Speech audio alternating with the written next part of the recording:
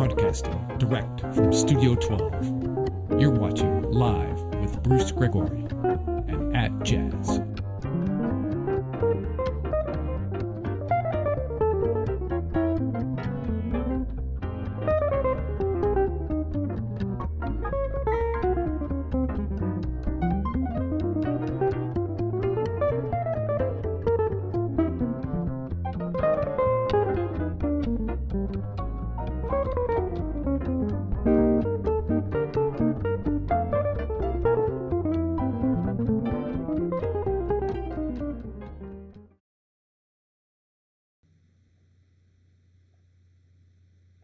What's up, Facebook? Hey, my name is Bruce Gregori, and you have in fact tuned into Live with Bruce Gregori on this fine Saturday evening, as it were, today.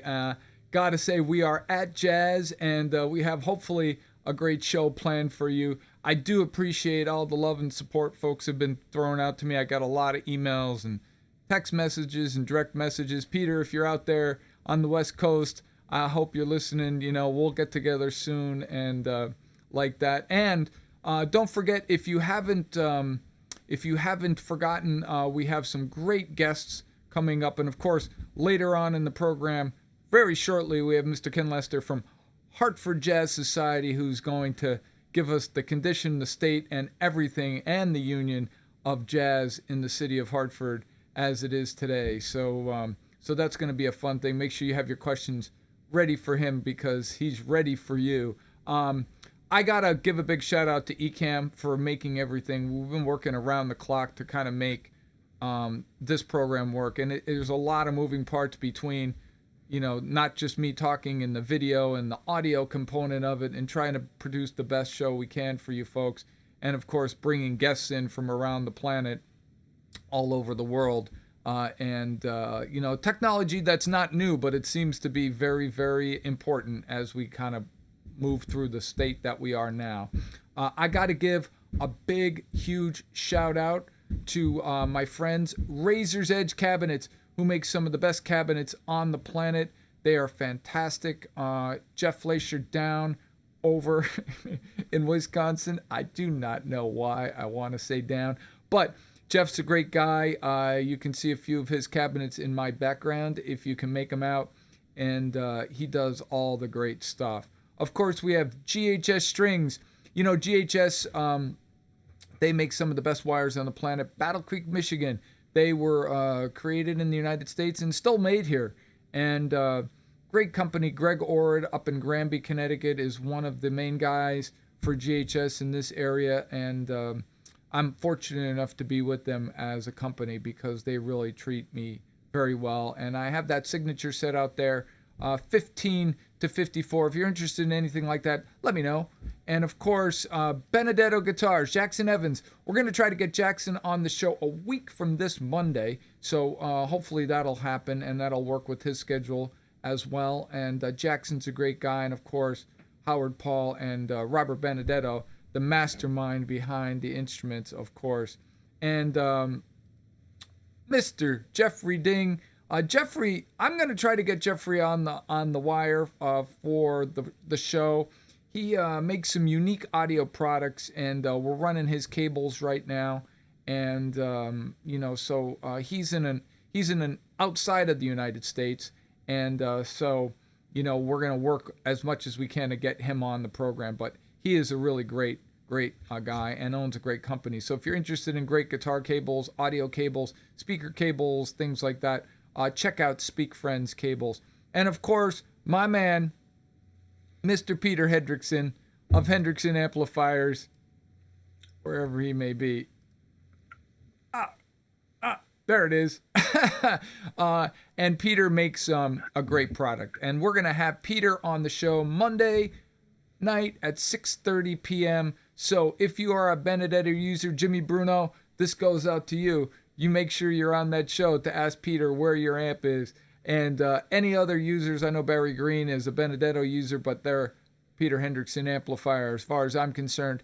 And any other guitarists out there, bass players, acoustic instruments, violin, cello, any other instrumentalists that have to amplify their instruments, you know, they make, in my opinion, some of the best products in the amplifier world, as you can see. But today we kind of have a special show, and we have Ken Laster on from the Hartford Jazz Society. So I'm going to bring him on first because I know that he's got some great news and different kinds of things he wants to talk about about jazz in the city of Hartford and all that good stuff. So without further ado, let's see if this works, right? So, Ken, can you see me and hear me? Yes, I can. Yeah. How about you?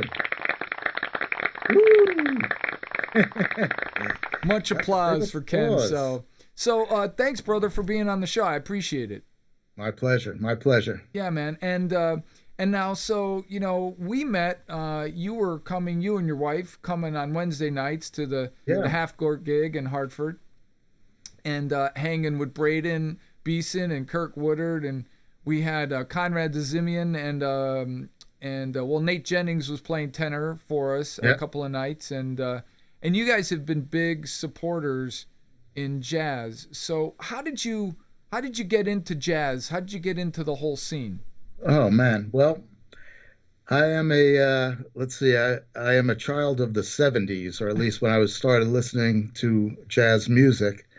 In college, someone laid me on to some tickets to a Mahavishnu Orchestra concert in Syracuse, New York. I think it was 1971. Wow. I had no idea what I was seeing. He played for me, the acoustic album My Goals Beyond. Yep. Familiar with that, aren't you? Yep. Yeah. From John McLaughlin. Yeah. So, not a meditative acoustic thing. And okay, that sounds all right. So he dragged me up to Syracuse and walked into this big venue, and there were Marshall amps piled to the ceiling, and, Mahavishnu came in dressed in white, and Billy Cobham hit the gong in the background, and it just blew me away. I never heard anything like it. Right. And, it was literally life-changing for me. Like, I wanted to pursue, what he was doing and where he came from and all that, and that led me to Miles Davis, and that opened up, the whole world to me, listening to Miles, and then Wayne Shorter, and then everything, Herbie Hancock, and everybody Herbie Hancock played with, and right. That's how I got into it back in the 70s. Wow. Now, a lot of people in my generation kind of got into it through that fusion era in the 70s. Yeah. Just to follow up with that, I know I have a brother that's older than me, and he was listening to progressive rock things like Jethro Tull and Yes, and right. But then he was listening to Pat Metheny, American Garage, and it was starting to kind of like blend and you would hear this stuff on the radio. Yeah. And I can remember. Back then, fusion groups like Weather Report or Pat Metheny or Mahavishnu Orchestra, they'd fill stadiums. Yeah. That's kind of unheard of in jazz these days. Right. Except for very few people, yeah. Right. And like that. So how did you get, because you have a broad palette of listening, so you got into fusion, and then how'd you get to bebop? Just by exploring the catalog? Yeah, basically, yes. Again, goes back to Miles Davis, listening to Miles Davis, and then just starting to listen and understanding and following the lineage, backwards, perhaps to Charlie Parker. Right. And then, everything going forward, Art Blakey, everything going forward, and then to the modern era with, people like Chris Potter and some of the modern cats today. Right. It's a big thing, man, because, I stop and think sometimes for myself personally, like I scratch my head and I go, I don't know how the heck I got into this and how I understand it and how I listen to it. And the more and more I play, the more and more I realize that, man, there's just so much more to know. And it's almost like you keep peeling that onion back more. But cats like you, because you don't play an instrument, right? No, I don't. I do not. When I was in high school, I was in some pretty terrible rock bands playing bass guitar, but I can't, I can't play the music that I love to listen to. So Yeah, yeah. my creative outlet for me is my radio show. Right, right. Yeah, that's a good segue, man. Let's talk a little bit before we get to Hartford Jazz. What's up with the radio show? You got a podcast and you're on WWUH, is that right? Yeah, I've been doing radio for about 10 years. My son got me into that because he had a college radio program and he invited me up to do a half hour of his show. Yep. And that kind of got me hooked. And then I went through all the training and everything. So I started out with WHUS in stores. Oh. But WWUH really has, I think, the premier jazz station in the Hartford area. Yeah. So when I got the chance to switch to UH, I definitely went over there, and I've been there for about 4 or 5 years now. Yeah, that's a nice station. I've been there. Do you know John Rinaldi? You know that cat's Yeah, name? yeah, sure. Yeah, I've been on in the 3 a.m. show or something like that. Yeah. He has Friday mornings. Yeah. I remember when he asked me to be on the show. He goes, "Will you come and play on my show some night?" And I went, "Yeah." And he's always like 3 a.m. I said, "Well, it's really not that bad because I'm probably just about getting in anyway." But yeah, it's a nice facility, and it's a music empire as far as I'm concerned down there. Yeah, well, it's in the basement of the Right. Hart School of Music, and Right. Yeah, when the studio opens back up after this Corona thing is over, you'll definitely be coming on my show. Oh yeah, it's great, man. Yeah, I'd love to be an on it. invitation. Yeah, absolutely. So how can folks for the show? That's another good segue because we're all in a kind of a different way of navigating now.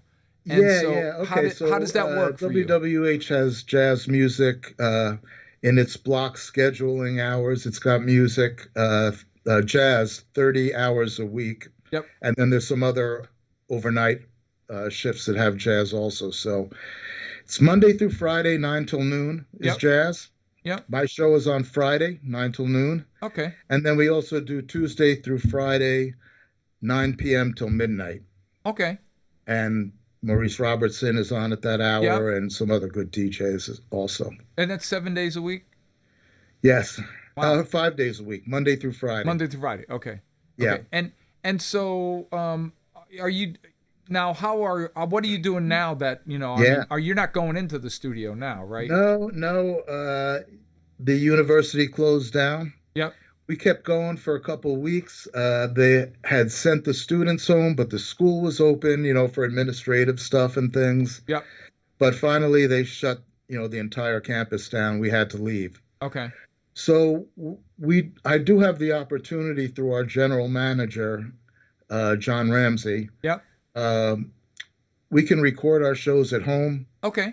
And we put them in Dropbox, and he picks up the files and he inserts them in our automation program during our time slots. Oh, that's cool. You can still hear me 9 till noon. Yeah. It's produced from home. Yep. And it's different, but it's fun doing it that way too. Yeah, man. Well, that's good. The show goes on. So it's awesome. So let's talk a little bit about Hartford Jazz. What can you tell us? Where are we at with the Hartford Jazz, and what's good, what's new? Yeah. All right. Well, Hartford's got a great jazz scene. Yep. Primarily because Hart School of Music is there and Jackie McLean Yep. Institute for Jazz. Right. So there's a lot of great players there, young players. They play at your jam session on Wednesday nights. Yeah.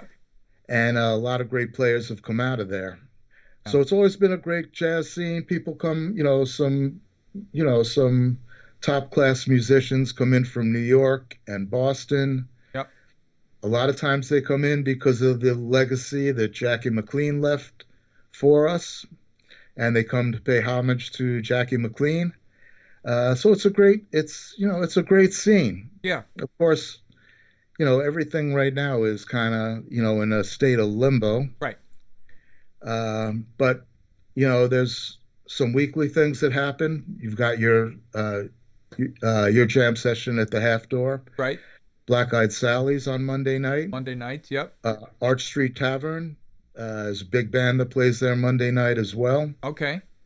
And then, various other events are going on, throughout the week and throughout the year. And Hartford Jazz Society is behind a lot of that. Right. I'm involved on the board of directors for the Hartford Jazz Society as well. Okay. So when all this happened, man, there was, a lot of great things happening and kind of put the brakes on it. Right. Some things have been canceled, but, a lot of them have just been postponed. Right. Until things open up again. So. Okay. So there's a lot.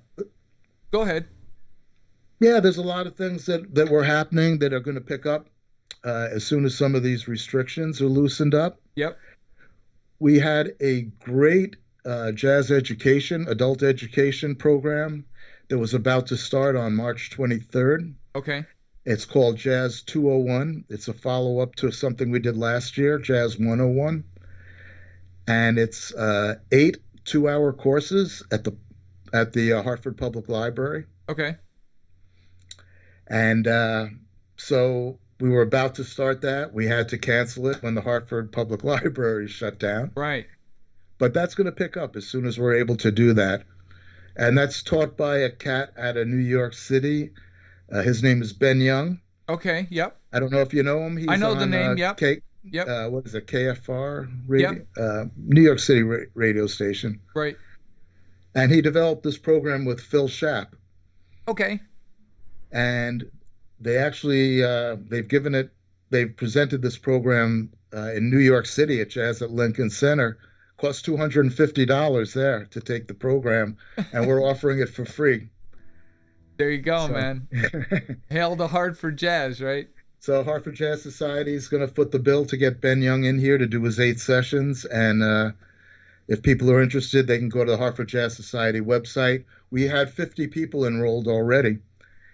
And we had 100 people who took the class last year, went through all 8 sessions, really loved it. Right. So when I open up registration again, right now the registration's closed until we find out what's happening, but we'll definitely do it as soon as the Hartford Public Library opens up. Awesome. But they can go to Hartford Jazz Society, our website, hartfordjazzsociety.com. Okay, that was my next question. Yeah. Okay. Yeah. And they can register online there. But definitely everybody can check out the website. It's really the best resource in the Hartford area for all the concerts and all the weekly gigs that are going on. Yep. I think we've got the best calendar.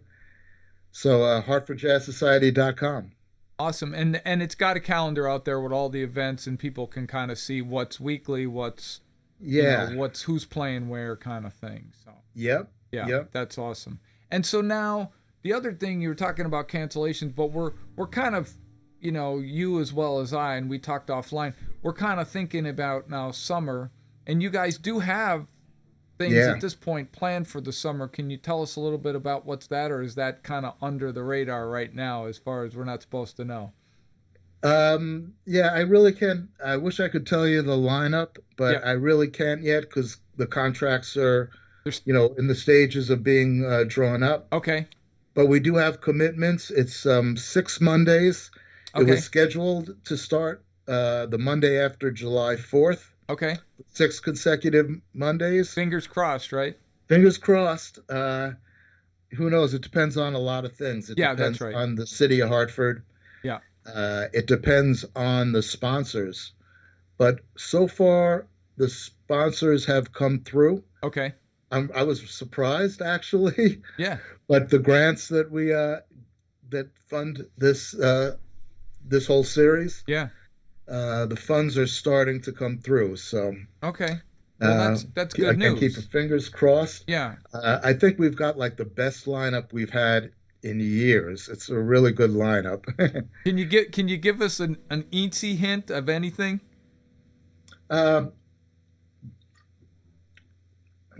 Excuse me. That's okay. I really can't talk about the artists that are going to be there. I try to get some information out of you, but that's okay. I know people are interested, so I'm not trying to put you on the spot, but when when the time comes to announce it, we announce it through, all the media, through our Facebook page. We have an email list of over 1,500 people. Yeah. And you can get on the email list also at the I get website. them. I get them in my inbox. You know. Good. Yeah. And I'm getting Bill a lot of Sullivan them does a now, good just job kind of with the that. State of the Union, and I know you guys are supporting some of the events that were happening at Firehouse 12 down in New Haven. I think they went virtual when this all went down. They made an early call on that. Yeah, yeah. And I haven't, unfortunately, I've been doing my thing, and I, like anything else, people always ask me out on the gig, it's like, have you seen this guy play? And it's like, no, I really haven't, because I'm usually out working myself. But okay, talking about the Hartford scene. Well, there's actually quite a few streaming concerts from musicians that have their roots in Hartford. Yep. One of the best ones that I've seen, I think they do it weekly. Yep. Is Desron Douglas and Brandy Younger. Okay. They're a couple. Yep. You know Desron, right? Yep. Were you in his class at Hart? I don't know. Bass player? I don't think so. No. Okay. What year did he graduate? Do you know? Oh man, it would probably, I would say, early 2000s. Oh no, 2005 maybe. No man, I was way before that. No man, You were in the class with I think I could be his dad. And Lummy Span and Rich Goldstein and. Oh yeah, those cats. See, that's the funny thing, man. We were talking about that. Braden was talking to me about something. I don't know if you were there the night at the Half Door, but Steve Davis, right? Yeah. So Steve shows up. This might have been right before you started. I haven't seen Steve there, so yeah. Okay. So he showed up.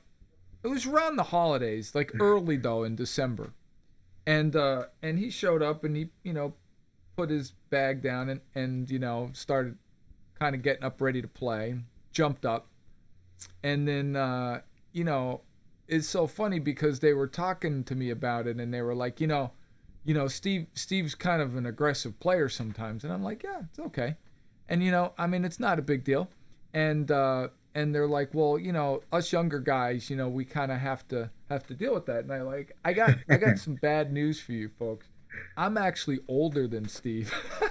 And so, he laughed a little bit about it, and it's like, it was kind of like that. But yeah, so I've been around, but it's the scene is. I'm glad to hear that folks are doing that and streaming, and I think everybody's got to stay as active as possible, these days. And so that's a great one. Desron Douglas and Brandy Younger. It's a harp and bass duet. Brandy Younger is a harp player, incredible harp player. Yeah.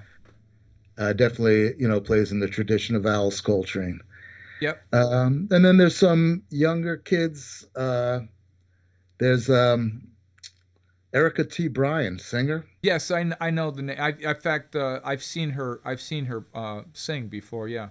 Yep, she does she does kind of an R&B thing with Tom Kennedy, who's another alumni of bass player alumni of the Hart School of Music. Yep. So they're on kind of weekly. Also, you check out their Facebook pages and you can find their events. And who else? Nicole Zaritis, yes, singer. Yeah, I know the name. She's out of Waterbury, and her husband Dan Pugach, great drummer and arranger. Yep. He's got a big band, but Dan and Nicole do some streaming. Okay. So a lot of cool. There's a lot of good streaming on the internet, while we're locked indoors. Yeah, I mean it's an interesting thing, and someone was asking me, Gianni Gardner, who comes to the Half Door, guitar player, and a lot of times he's on listening today. Gianni, if you're out there, big shout out. I was telling him, it's really kind of becoming almost this might be a new, this might be something new. I mean, jazz has always been a live music, and but there's nothing to say that there can't be an alternative if we need it. And this seems to be working out, and the technology is allowing us to sometimes. So, yeah, yeah. Of course, like you gotta. but They'll have to come up with a kind of a better revenue stream for these type of things. Right yeah, now, pretty much people are existing on donations and yeah, things like that. But right, right. I want to mention, who does a great, great uh, presentation streaming? Yep. Chick Corea. Yes. Have you seen Chick Corea's workshops? This Yeah. usually conflicts with your hour that you're doing this. Yeah, but I've seen Chick stuff, and I've been involved in some of his stuff. He's a total tech guy. He's into stuff. Well, he does he calls them workshops, but it's basically his own practice sessions, and Right. you get to see him, going through his regimen and practicing. Yep. And he'll explain it to you, and he'll show you the music. He'll show you the charts and point out, what he's working on. Yeah. And one night he can be doing, Mozart piano concerto from Mozart, Yeah. and the next night he'll pull out some Return to Forever charts Yeah. that he said he hasn't played in 20 years, and he wants to work them out again. Yeah. It's really cool to watch, and you cast it up to your TV, and it's like, it's like he's in your living room. Yeah. Yeah, no, Chick he's a deep dude, man, and people Yeah. don't get that. It's like Al Di Meola, who's a guy that I was fortunate enough to take a few lessons with, Oh. and his early days of Return to Forever, and I remember Al.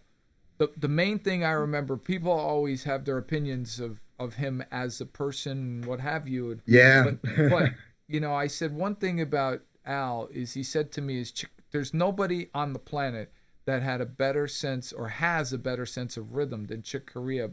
Just the way he interprets rhythm and how he can keep the concept of the beat in his head, Yeah. but also do other things. And I watched Al do stuff like that, and I just was like, I couldn't imagine that he could still keep time with his left foot tapping, but he was doing all this stuff that just didn't seem human on the instrument. And Yeah. it wasn't just speed stuff, it was just intricate kinds of things, So And you know what? I'll give you kudos also, Bruce. This is a great show. It's very engaging. I appreciate Watched that. it a few times, Yeah, man. and it's cool. Well, thanks. We're trying to make things happen, It's kind of like, sometimes we have gum and rubber bands holding things together, but there's a depth to what you're doing. I mean, you cover a lot of ground. you in try what to. you do. You Try talk to, about man. the equipment, you talk about the music, you talk about theory. Very good. Thanks, man. I appreciate it. Well, listen, brother, I really, with that said, I really appreciate you coming on, and I'm going to try to get you on again as we get closer to that, that time period of where, things might start popping in the live scene in Hartford. Folks were asking me the same thing about the show, and my expectation is, my schedule was busy in a live scene, but I don't know what's going to happen, but my expectation are that the show will continue, and probably maybe in a different form, maybe not daily, but it will continue. So I'd like to get you back on and talk about that. But I got a couple questions before I let you go. Okay. So and everyone out there listening, these weren't rehearsed. So famous, best album of all time, any genre, what is it? Ooh. Your favorite. What's the one that if you had to put it on the turntable, you're reaching for it right now? Yeah, I guess my answer would be a pretty obvious one. There's just a handful of albums that are just at the level above anything else. Yeah. And I'll have to go with John Coltrane's Love Supreme. Okay. That's a good one, I man. think that really was an eye-opener for me when I heard that one for the first time. Yeah, man. The whole thing. And my personal favorite, is a Coltrane one too. But the one that I always go to is Blue Train. I don't know why. It's just the album that when someone asks me, that one in Virtuoso by Joe Pass, but that Virtuoso Joe Pass album's a little specialty. It's not like a car listening to album. but Blue Train. And so the last question for you is pizza, pretzel, or beer? Pizza. With beer being a close second. Yeah, man, I gotta ask, from being from Philadelphia, I gotta throw the pretzel out there, but is it pizza, pretzel, or beer? And I'm okay if people say beer, but for me it's pizza, so of those three choices. I just gobbled down a pizza before I went on there with you. All right. Listen, man, I'm going to let you go. I appreciate you being on, and everyone out there listening, HartfordJazzSociety.com. They do have a calendar out there. Get on their email list. People can sign up to be members, but you don't have to be members to attend, but you can. No. Yeah, of course, we encourage membership. It helps support the Hartford Jazz Society, which in turn supports the artists, because basically all that money ends up in the hands of artists and and some of the side businesses off of that, like sound technicians and so forth. But yes, HartfordJazzSociety.com, and check out the website. I am also the webmaster on the website, so I put all that together and keep that going. Wow. Man, you're a busy dude, man. Yeah. Well, yeah, you got to be, especially these times. You got to keep busy. And also my podcast. Okay. My podcast is basically, like a best of. I take a segment of the radio show. Yeah. Edit out all my dumb mistakes that I'm making while I'm on air live, and make a podcast out of it. So. And how do people get a hold of that?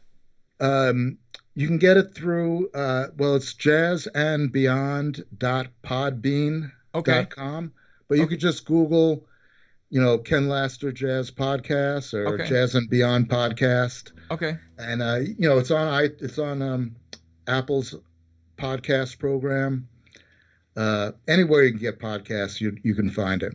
Okay. So I just flashed up on the screen, Ken Laster, and if you Google his name, Hartford Jazz, you'll be able to find not only his podcast, but you'll get you to the Hartford Jazz Society. They have so many different events, hopefully planned, some great things happening, and I encourage folks to come out.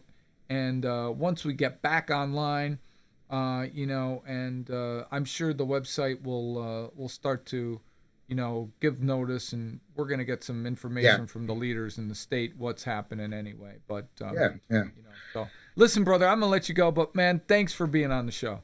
All right, my pleasure. Thank you. It's a lot of fun. All right, brother, I'll catch you next time. All right, take care. All right. Hey, big shout to Ken Laster. We got to give him some props for being on the show and being a good sport. And I know that you all probably saying, man, you talking a lot today. You're not playing a tune, but I'm going to play a tune for you.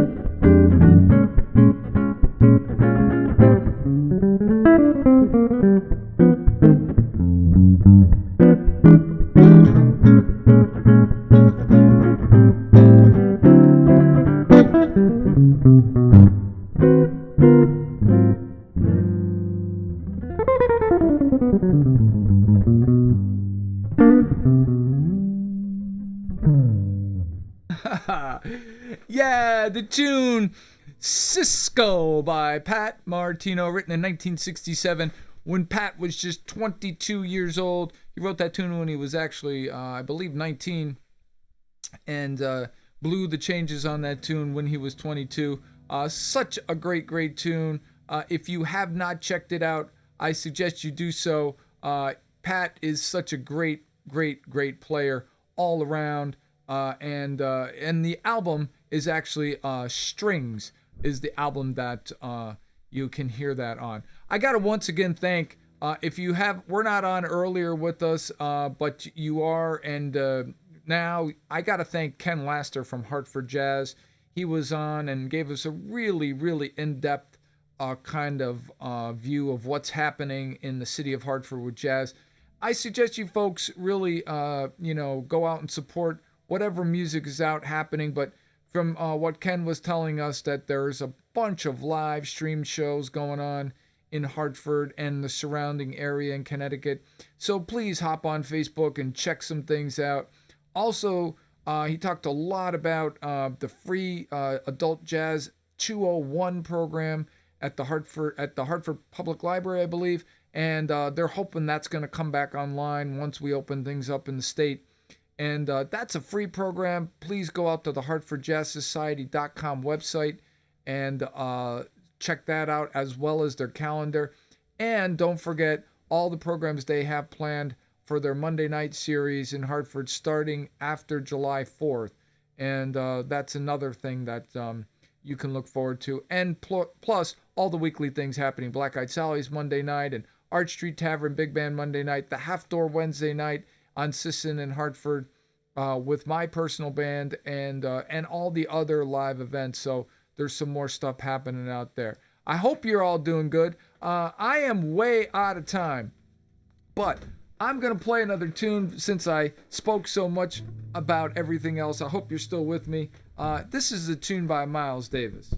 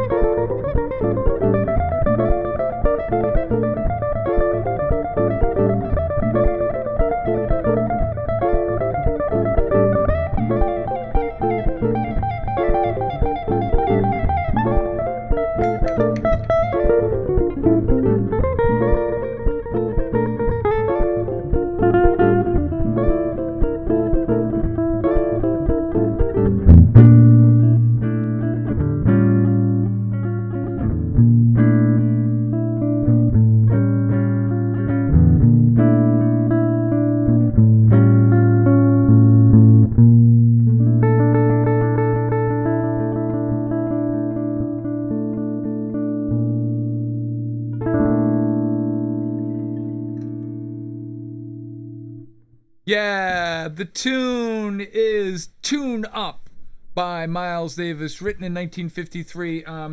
Actually, there's some controversy about whether that tune was actually written by Miles himself or by Eddie Vinson, and it's believed that Eddie actually ended up writing that tune. Hello, Cynthia. Good to see you. I see you're out there. Sorry I didn't get to you to say hello. And all the other folks out there listening, if you are hanging out with me today, I truly appreciate everything and all the love and support. We went a little longer today, of course, with Ken Laster. If you weren't on earlier, Ken Laster from the Hartford Jazz Society, hartfordjazzsociety.com. Please stop by and check out everything cool in the state of Connecticut when it comes to jazz and all that good stuff. I got to give a big shout out to my sponsors again: Razor's Edge, Ghs Strings, Speak Friends Cables, Henriksen Amplifiers, Benedetto Guitars, Acoustic Image Amplifiers, and a whole host of others. You know, once again, I got to thank everyone who has supported this show and everything that we're doing here. I am Bruce Gregori. You have tuned into Live with Bruce Gregori, and I will see you on the Flippity Flop, which is tomorrow evening at 6:30 p.m. Eastern Standard Time. Do not forget that on Monday's show, 6:30, we have Peter Henriksen. So if you're a guitar player or an instrumentalist, please come and listen to Peter. He does some fantastic amplifiers and products, and he will be on our show, as Ken was earlier today, talking everything good in the world of amplifiers. I will see you tomorrow evening. Peace.